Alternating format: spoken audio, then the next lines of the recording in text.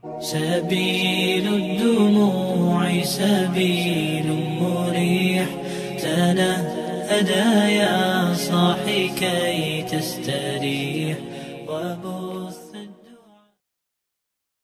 Bismillahirrahmanirrahim. Assalamualaikum warahmatullahi wabarakatuh.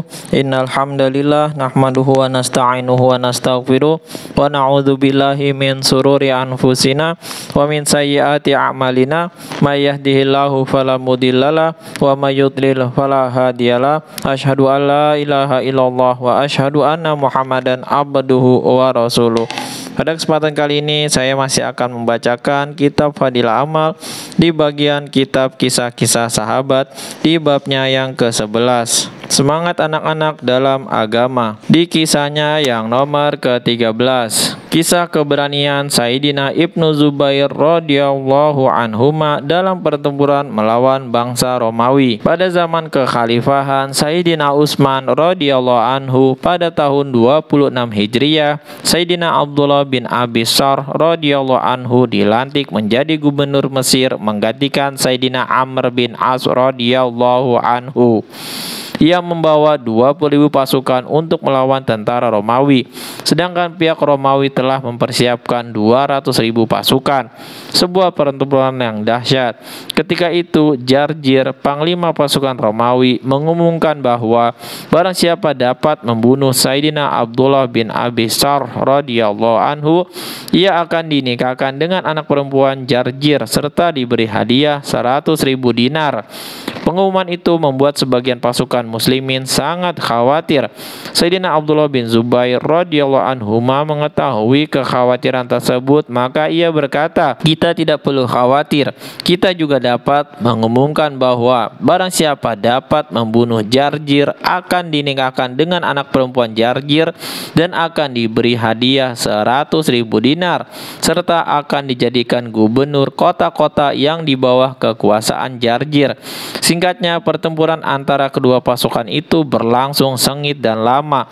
Suatu ketika Sayyidina Abdullah bin Zubair radhiyallahu anhuma melihat Jarjir sedang duduk jauh di belakang pasukannya. Di sisinya ada 2 hamba wanita yang memayunginya dengan bulu-bulu merak.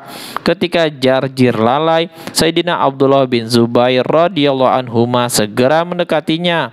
Jarjir menyangka bahwa orang yang mendekatinya itu utusan untuk menyampaikan pesan damai. Namun setelah dekat ternyata orang itu menyerangnya dan memenggal kepalanya. Lalu kepalanya ditusukkan ke ujung tombak. Sementara pasukan Romawi hanya terpana tanpa dapat berbuat sesuatu. Faidah, Sayyidina Abdullah bin Zubair radhiyallahu anhu saat itu masih sangat muda. Ia anak laki-laki pertama dari kaum muhajirin yang lahir setelah hijrah. Kelahirannya disambut gembira oleh seluruh kaum muslimin.